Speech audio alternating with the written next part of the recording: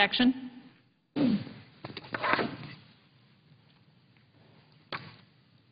I assume that we're now on the Cole nomination. We are on the nominations. Okay. Madam President, earlier this year, the Senate expressed its opposition to proceeding to Mr. Cole's nomination when it failed to invoke cloture. I was a strong advocate against the Senate invoking cloture on Mr. Cole's nomination because the Justice Department had failed to respond to legitimate oversight requests that both Senator Chambliss and I made relating to two separate topics. The Justice Department was withholding vital documents related to my inquiry of the Bureau of Alcohol, Tobacco, and Firearms, Operation Fast and Furious, and to an inquiry by Senator Chambliss in his capacity as Vice Chairman of the Select Committee on Intelligence. As ranking member of the Judiciary Committee, I have been and still seek documents, information, and access to witness interviews to determine who approved Operation Fast and Furious. This was an operation that you've heard me talk about often, where ATF agents were ordered to knowingly allow straw buyers obtaining weapons on behalf of criminals and traffickers intent on smuggling those weapons into Mexico. The courageous agents who blew the whistle and testified about their efforts to warn supervisors about the dangers referred to this practice as walking guns. Of the more than 1,800 weapons allowed to walk, hundreds have been recovered in connections with crimes in the U.S. and Mexico, including two such weapons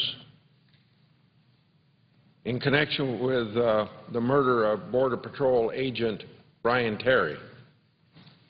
After seeking information from the Justice Department, I was repeatedly told that the ATF did not knowingly allow these sales.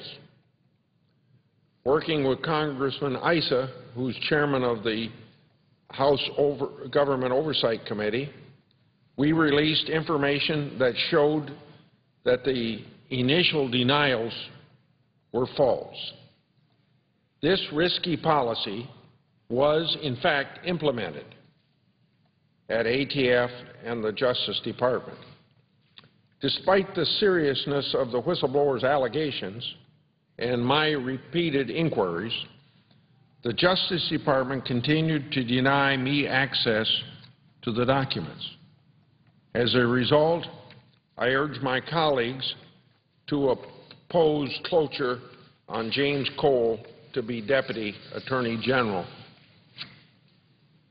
Well, that cloture opposition worked, and we have since reached an agreement with the Justice Department and Senator Leahy that will guarantee my access to vital documents, information, and witnesses regarding this ATF operation.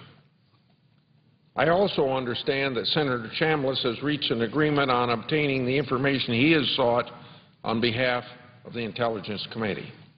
Accordingly, I now lift my opposition to the Senate holding a vote on Mr. Cole's nomination. However, I want to explain that I'm going to vote against his nomination for many reasons. I oppose the nomination of James Cole to be Deputy Attorney General at the Department of Justice because I have serious concerns regarding Mr. Cole's qualifications. In addition, I'm troubled by President Obama's recess appointment of Mr. Cole to this position. I have been consistent in my opposition to recess appointments over the years on committees where I have been chairman or ranking member. Whenever the President bypasses the Senate, in other words, bypasses our confirmation of a person by making a recess appointment, such nominees will not receive my support where I have been lead on my side responsible for reviewing such nominees. We have a process in place for nominations, and if the President isn't willing to work with senators to clear nominations, the nominee shouldn't get a second bite at the apple.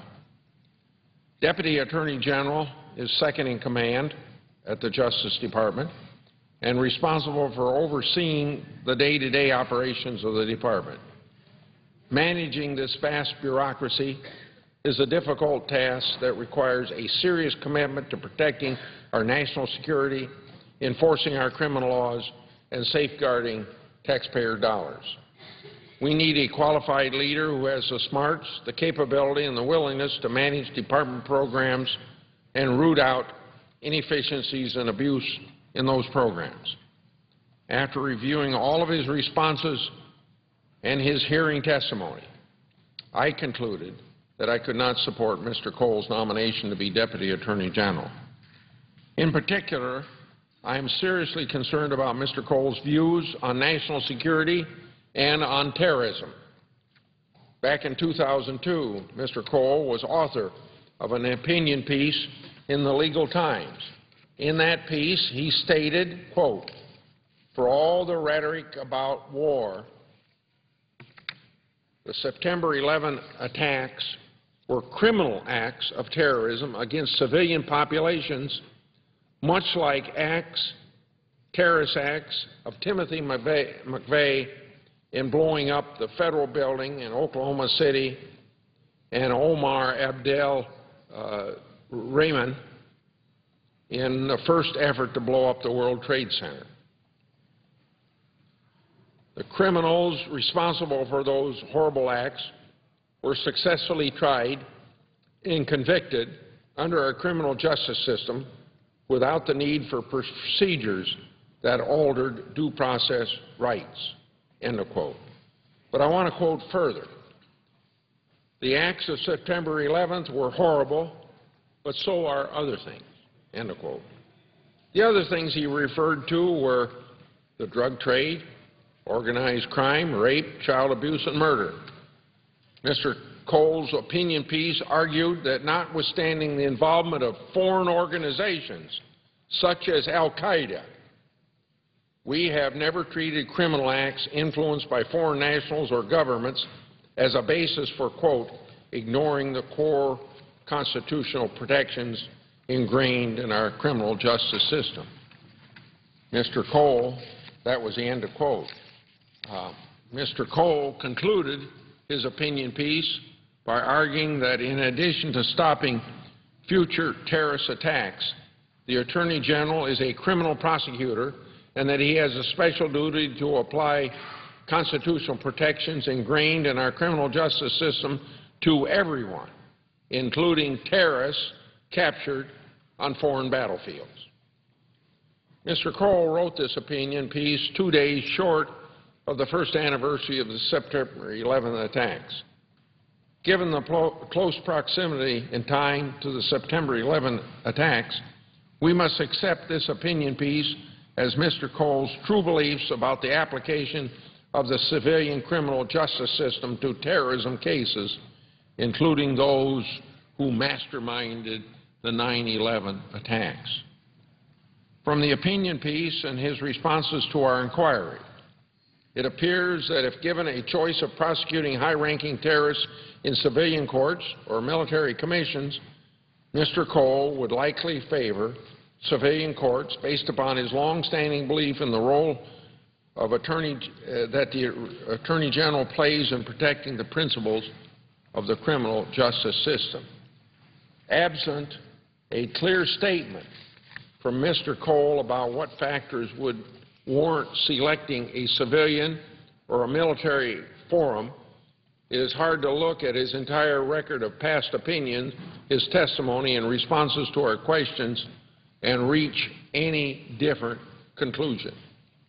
In fact, my concerns about the individuals at the Justice Department supporting prosecution of terrorists in civilian criminal courts have been validated by recent events surrounding the arrest of 2 Iraqi nationals at Bowling Green, Kentucky. These Iraqi nationals have admitted targeting American troops in Iraq plotting to equip foreign fighters in Iraq with weapons such as grenades and missile launchers. They made their way to our country and somehow got past the Department of Homeland Security. Now, after they were identified, the Justice Department is seeking to try them in civilian court, even though their activities regarding terrorist activities take a very military approach. Attorney General Holder has been steadfast in supporting their prosecution in civilian court.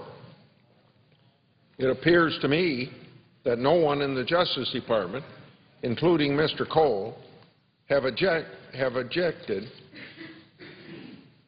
to prosecuting these individuals in civilian court. This is despite the clear nexus to the battlefield in Iraq. So it now appears the Justice Department, where Mr. Cole currently serves as a recess-appointed Deputy Attorney General, rewards terrorists who are smart enough to evade Homeland Security determination whether or not they can come to this country, and at the same time make their way from the battlefield with the same rights and privileges as American citizens. All of this occurred on Mr. Cole's watch as Deputy Attorney General. Military tribunals have many advantages to civilian criminal courts and are better equipped to deal with dangerous terrorists and classified evidence while preserving due process. I'm troubled that Mr. Cole does not appear to share this belief. Because of his responses and testimony, I have serious concerns about his support for civilian trials for terrorists captured on foreign battlefields. This is a particular concern, given that the Deputy Attorney General oversees the National Security Division at the Justice Department. Now, for a second reason, I have concerns about Mr. Cole's abilities relative to oversight government programs. We asked about oversight of the Department of Justice grant programs. And when he was asked, Mr. Cole failed to commit to a top-to-bottom review of the programs. Nor has he undertaken such a review since he was recess appointed. Given the enormous federal deficits and enough examples of the tremendous inefficiencies, duplications, and waste in these programs, you would assume the Deputy Attorney General would be looking for cost savings in the department.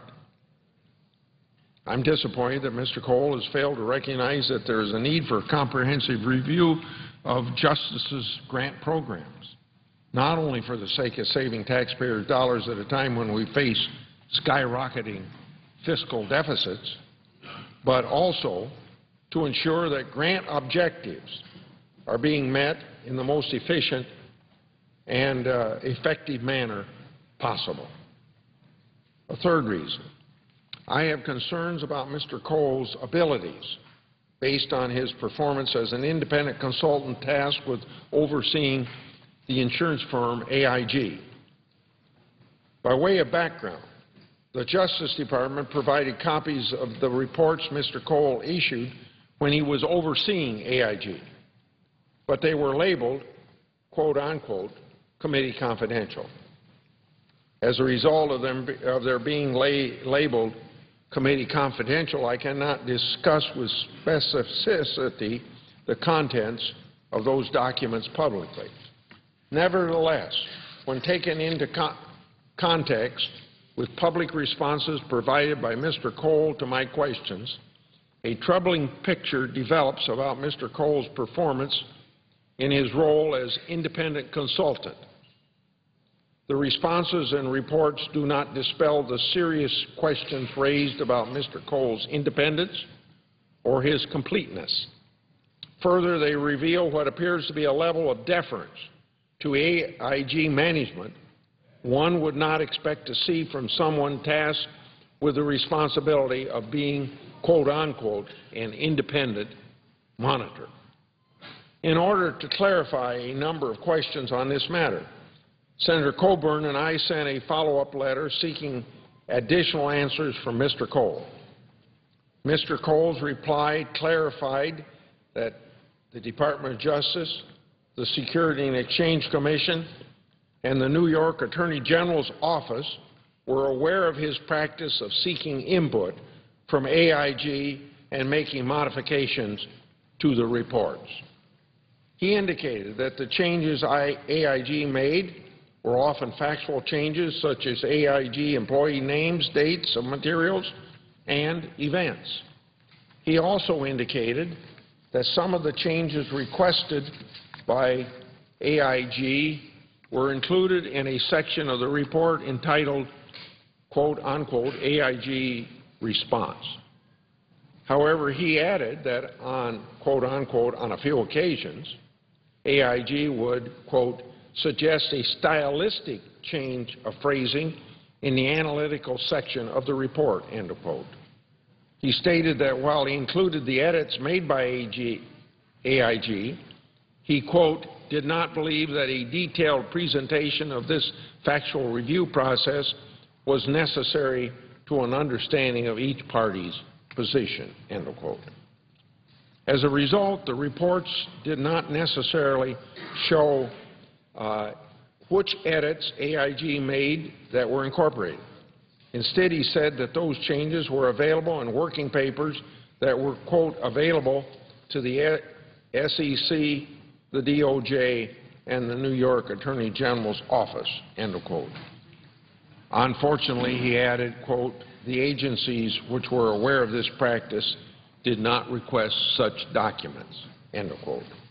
While I appreciate Mr. Cole's responses to these clarifying questions, they raise concerns about how independent his monitoring was, what changes were ultimately requested by AIG, what changes were included, and how much the SEC and the Department of Justice really knew about edits AIG was making to the independent reports. In addition, I have serious concerns about Mr. Cole's decision to suspend compliance review at AIG's Financial Products Division following the government bailout of AIG. In his testimony, Mr. Cole acknowledged that subsequent to the government bailout of AIG, he scaled back his efforts until the future AIG as a corporation, or the future of AIG as a corporation was determined. After Mr. Cole suspended his monitoring, AIG restructured its compliance office and terminated a number of staff overseeing the company's compliance with the SEC regulations. Mr. Cole said that after it was determined that the AIG's Financial Products Division would not be dissolved, the compliance and monitoring were, quote, revived and are being reviewed and implemented where applicable. Under Mr. Cole's watch, AIG not only got $182 billion of taxpayers' dollars for bailout, but was able to talk the independent consultant, Mr. Cole, out of monitoring what the company was doing. I'm concerned about Mr. Cole's ability to perform the duties required of a Deputy Attorney General. In that role, he would be in a position to potentially influence future compliant monitors appointed under settlements with the Justice Department, the Security and Exchange Commission, and other corporations that have violated the law. Independent monitors need to be truly independent and, of course, completely transparent. They are selected and appointed to ensure that the interests of the American people are protected. For these reasons, I cannot support the nomination of Mr. Cole to be Deputy Attorney General, and I urge my colleagues to do the same. I suggest the absence of a quorum. Clerk will call the roll. Mr. Akaka.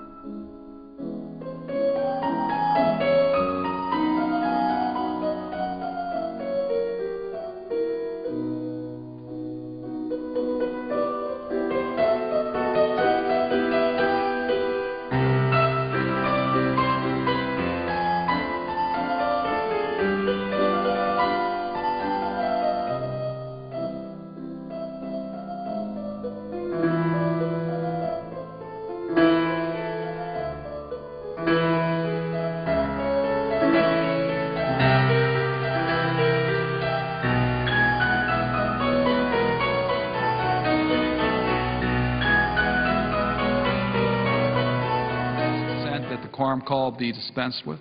Without objection. Madam President, I have 9 unanimous consent requests for committees to meet during today's session of the Senate. They have been approved by the majority and minority leaders. I ask unanimous consent that these requests be agreed to and these requests be printed in the record. Without objection. Madam President, I'm very pleased that soon we'll be voting on Jim Cole for the Deputy Attorney General of the United States. This is a person who puts a principle over politics, a person who is, I think, very important in our war against terror, who will use all lawful tools to keep our nation safe. So I'm proud just to take a few moments to urge my colleagues to vote for his confirmation. I think that's in our national security interest, and I know he will be, and it already is, an incredible asset to this country in keeping us safe and doing the best traditions of the U.S. Attorney General's office. I want to talk for a moment on a personal basis, because I got to know Jim Cole when I was serving in the House of Representatives. I was on the Ethics Committee, and the Ethics Committee is not a committee, as you know, that a member asks to serve on, but it's something that we must do. And we had a very sensitive investigation in the House of Representatives concerning the Speaker of the House, Newt Gingrich. And the 6 of us who served on the Ethics Committee needed to come to a fair, bipartisan or nonpartisan conclusion to this very challenging investigation. And to tell you, Madam President, that we thought that this would be impossible, I think is an understatement as to where we first thought we would be in regards to the investigation. But then we reached out and agreed on bringing in an independent counsel to help us in our deliberations. That person was Jim Cole. And Jim Cole worked with all of us to look at the facts and do what was in the best interest of the House of Representatives, the best interest of our country, and to leave our politics aside so that we could come out with a result that was fair and that would restore confidence in the legislative process. In fact, we did that. We were able to reach a totally unanimous judgment, one that was agreed to on the floor of the House of Representatives, and I think spoke volumes about our ability to get things done in the best interest of our nation. I thought Jim Cole did a fabulous job, a great job helping us. But that was also the view of Porter Goss, who was the Republican leader on the Ethics Committee, the chairman of the committee at the time.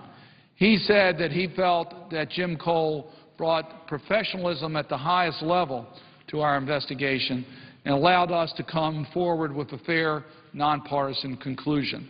Madam President, that's the exact person we need in the Department of Justice. It's the person that we need to be Deputy Attorney General of the United States. The Attorney General, the Deputy Attorney General, are our nation's lawyers. They don't represent one party. They represent our country. And we need leadership in the Department of Justice that will work in a nonpartisan way, that will bring nonpartisan leadership to the Department of Justice. Jim Cole is that type of person. He has the experience, he has the character, he has the commitment to fill this very important position in our nation. 13 years in the Department of Justice. Experience in public interest law. His career has been devoted to the public interest and community service. I was listening to my colleague and friend, Senator Grassley, talk about his concerns about some of the private law practice of Jim Cole. Here's a person who's devoted his life basically to community and career and public interest law. He's been a prosecutor. He's been a person who's dealt with white-collar criminals. And yes, he's an effective attorney. As we all know, those of us who are lawyers will represent our clients aggressively. But we don't lose sight of our system. That's been Jim Cole throughout his career. He will bring that expertise that he's had in his previous experience to represent our nation well. These are tough times. We were dealing with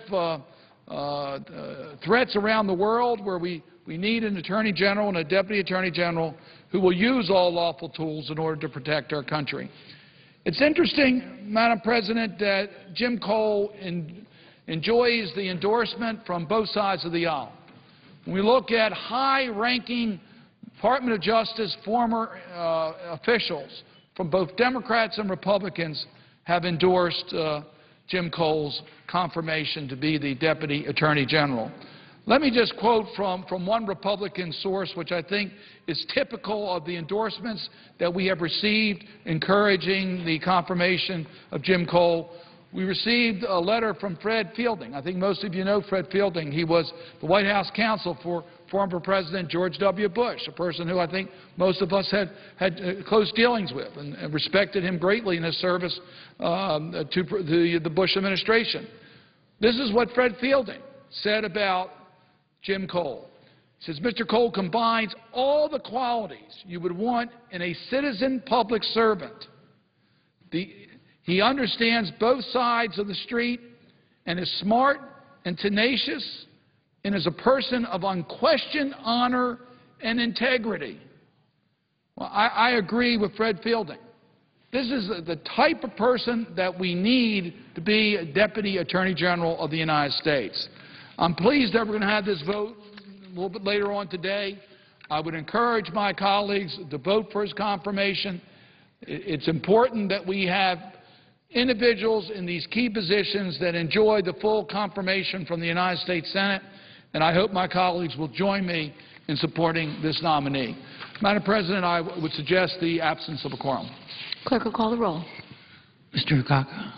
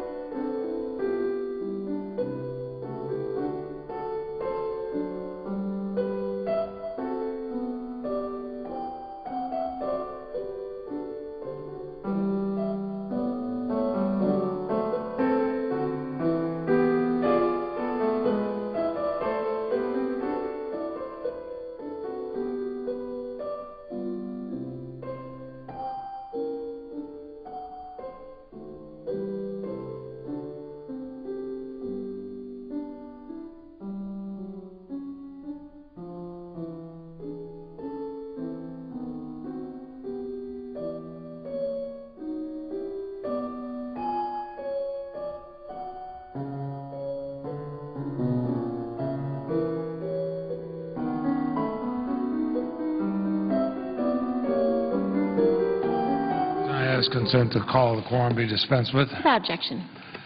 Madam President, after extensive and unnecessary delays, the Senate is finally going to vote today on 3 important nominations to fill high-level posts at the Department of Justice.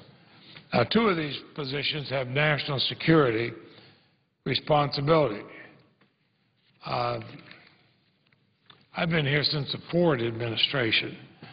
I can't recall a time when the Justice Department and the country were deprived of such critical appointees, whether Republicans or Democrats were in charge in the majority, whether we had a Republican or a Democratic president. We always filled very, very quickly these kind of national security positions. So it's hard to understand why we haven't been able to vote nominees for positions with national security responsibilities like the Deputy Attorney General and the Assistant Attorney General for the National Security Division, especially as we're only 2-3 months away from the 10th anniversary of September 11th. And, of course, the distinguished presiding officer does not have to be reminded, representing, as she ably does, the state of New York. The nominations of Jim Cole to be Deputy Attorney General, Lisa Monaco to be Assistant Attorney General for National Security, and Virginia Seitz to be Assistant Attorney General for the Office of Legal Counsel have been blocked for months by Republican obstruction over matters not related to the qualifications of the nominees and in real disregard the needs of the Justice Department of the country. So I'm glad we're finally going to have votes, and I trust confirm these superbly qualified nominees. The unprecedented, and it is totally unprecedented, filibuster of the nomination of the Deputy Attorney General has been especially egregious. Deputy Attorney General is the #2 position in the Justice Department. It's a position with key national security responsibilities. And despite significant bipartisan support, and certainly unquestionable qualification, Jim Cole's nomination has been blocked for nearly a year. He was reported favorably by the Senate Judiciary Committee in July of last year, 11 months ago, but Republicans prevented a vote. He was renominated. He was reported favorably a second time in the middle of March, but Republicans stalled and filibustered consideration of the nomination last month. I've been here and seen many, many Deputy Attorneys General go through every time they have been confirmed by the Senate Judiciary Committee or have been voted on favorably by the Senate Judiciary Committee, whether under Republican or Democratic control. They have then been voted on within a matter of days on the Senate floor. This is the first time in the nation's history that a president's nominee to serve as Deputy Attorney General is filibustered, and that's wrong. His was not a nomination that should have been controversial. It's a nomination supported by former Republican Senator Jack Danforth, appointed by President Bush to be our, or nominated by President Bush to be our ambassador to the United Nations. He worked with Jim Cole for more than 15 years. When he introduced him at his confirmation hearing, Senator Danforth described Mr. Cole as someone without an ideological or political agenda. Nothing suggests he's anything more than a steadfast defender of America's safety. We have received letters of support for his nomination, including from many former Republican public officials. The Senate should have heeded those recommendations, as well as the advice of former Deputy Attorneys General of the United States who served in both Republican and Democratic administrations. So the Senate was wrong to filibuster this nomination. But the Senate now has the opportunity to finally confirm this good man and public servant. I trust the institution will take that opportunity. It's hard for me to understand at a time when experts are concerned that al-Qaeda will seek reprisals, that some in the Senate have delayed action to ensure that President Obama has his full national security team in place. No matter who is president, we should want that president to have their national security team in place for the good of all Americans. In addition, Senate Republicans have blocked votes on the nomination of Lisa Monaco to head the National Security Division. at the Justice Department. That's another key national security position. Now, in this case, what makes it even more egregious, she is reported unanimously by both the Judiciary Committee, but also by the Senate Select Committee on Intelligence. Reported unanimously by all Democrats, all Republicans, in two key committees. Her nomination has been supported by former Justice Department officials, including former Attorney General McCasey, who served during President George W. Bush administration. Now, have a 2-month delay, she should have been confirmed right after she came out of the Intelligence and Judiciary Committee. Because the National Security Division has been without her leadership. And they've been without another key member, Virginia Seitz, another superbly qualified nominee with bipartisan support, who should have been confirmed before the Memorial Day recess, but blocked from consideration by Senate Republicans. Now, after 7 weeks of obstruction, we'll finally get to vote on it. And the Senate Judiciary Committee has considered 2 national security-related bills during the past 2 weeks. Both times, Republican senators professed to support the legislation as they voted against it. The most critical and time-sensitive is the bill before the Senate to authorize a limited extension of the term of service of FBI Director Robert Mueller, as the President has requested. We have to consider and pass that bill without delay. Actually, both the House and Senate have to pass it before the August recess, and it has to go to the President. So let's, all senators, Republicans, Democrats, Independents, join together for the good of the country and pass the FBI extension S-1103. So I do thank today's nominees for their dedication. I look forward to working with them as they faithfully execute their important responsibilities at the Justice Department. I might also just note, parenthetically, Madam President, I also thank their families. I mean, in my 37 years in the Senate, I have never seen a time when so many good nominees are just held up and held up and held up and held up, even though eventually so many of them didn't go through unanimously. I wish senators stop and think for a moment. This is awfully hard on their spouses, on their children. It's awfully hard among their friends who keep looking at them and say, well, was there something we don't know about? Why were you held up so long? We can all take our political positions and should. We all vote and should. But let's not take it out on good Americans who just want to serve their country. Oftentimes a great sacrifice. Remember, we also take it out on their families. Madam President, I serve the balance of my time, and I suggest you have the quorum. Clerk will call the roll. Mr. Akaka.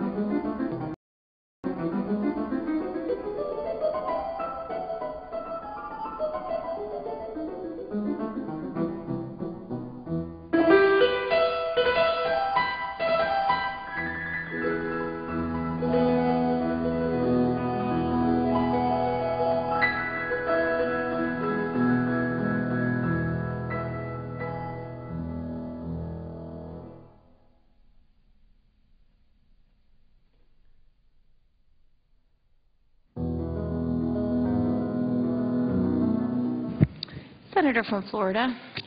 I ask unanimous consent that we dispense with a quorum call and that we may speak as if we're in morning business. Without objection. Thank you. Madam President, reserve the right to object. I will not object so far as many were planning to be here for the 12 o'clock scheduled vote. Could the senator from Florida tell me how long he wishes to take? 5 minutes, madam. 5 minutes. I will not object, Madam President. Without objection. Thank you, Madam President. Thank you, Senator. Over the last 2 weeks, we've had a deepening divide between the White House and the Congress over Libya. It's a clash that's been both completely avoidable and also, quite frankly, counterproductive. First, let me say that for the life of me, I don't understand why this administration did not bring this issue to the Congress from the outset. In the early days of the Libyan rebellion, the President should have come to Congress, informed us that an armed rebellion had arisen against Libya's anti-American criminal dictator, that the rebels were asking for our assistance in establishing a no-fly zone over Libyan airspace so that they could take care of the dictator themselves, and that with our support, he intended to work with our allies to establish such a no-fly zone. If this President had done that then, I believe that he would have found support here, and that, by the way, Gaddafi would have been gone a long time ago. But instead, this administration waited, and while it did, Gaddafi reestablished momentum and then began to carry out a new level of atrocities unprecedented even by his own murderous standards. And then, only when the Gaddafi mercenaries were on the outskirts of Benghazi, threatening to massacre thousands of innocent civilians, did the President finally agree to participate. But even that was botched. First, we ceded most of the operation over to our NATO allies, and God bless them for trying, but they do not have the military capability to finish the job. Second, the President never consulted Congress, again, ignoring a co-equal branch of government unnecessarily. And then, when he finally was pressed under the War Powers Act, he claimed that the United States is not involved in hostilities in Libya. Why we have reached this point is something history will have to explain. Suffice it to say that it didn't have to be this way. And the reason why it is 100% the result of the President's failure to lead. Now, with all that being said, we need to decide what to do next. And this is not about hawks versus doves or interventionists versus isolationists or any of the other labels that people throw around here. And this cannot be about how upset we are at the President for botching the handling of this matter. What we need to do next should be decided based on what is in the best interest of our country. And here's the reality. Whether you agree with it or not, the United States is engaged in a fight. And it is a fight that only has two possible endings. It can end with the fall of a brutal, criminal, anti-American dictator, or it can end in the dictator's victory over our allies and us.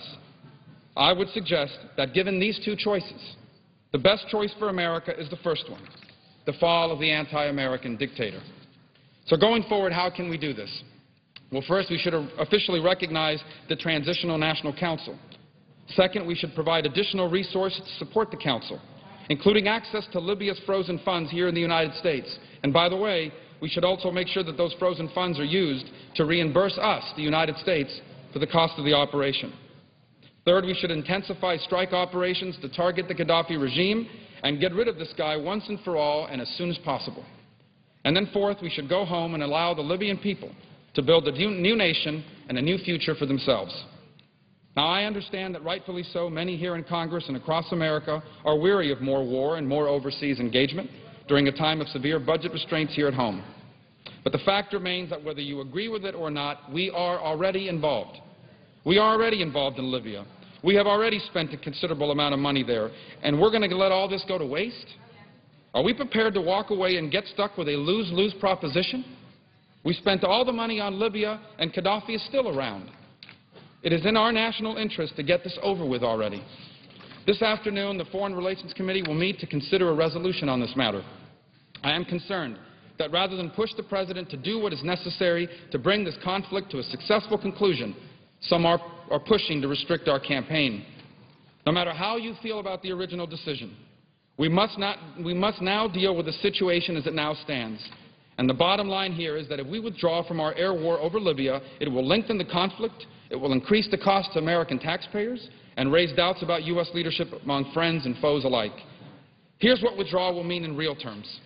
The coalition would quickly unravel. Gaddafi would emerge victorious, even more dangerous and determined to seek his revenge through terrorism against the countries in NATO and the Arab League that tried and failed to overthrow him. We would see a bloodbath inside Libya. This killer, Gaddafi, will unleash unspeakable horrors against the Libyan people. And the ripple effects will be felt all across the Middle East. For example, the pro-democracy movements in places like Syria and Iran and Syria would conclude that they too might be abandoned, and the dictators they oppose would be emboldened. Our disengagement would also irreparably harm the NATO alliance. I fully understand, I do, the frustrations at the way the President has handled this situation. But the answer to any problem is not to make it worse. Now, some may think that what we do here this afternoon or later when we return on the resolution is largely symbolic, simply intended to send a message to the White House. And yes, it will send a message to the President, but it will also send a message to Gaddafi and those around him. And here's the message that I fear we may send, that the coalition is breaking and that Gaddafi's regime might yet win. I know that's not anyone's intention around here, but it's the very real risk we run. There is a better, more pragmatic way forward. Let's pass a resolution backing these activities. For those frustrated with the President's failure to adequately make the case for our involvement, our job in Congress is to push the administration to do a better job explaining our effort in Libya. And here's the good news. The tide in Libya appears to be turning against Gaddafi. And at the same time, the Gaddafi regime has been shaken by further defections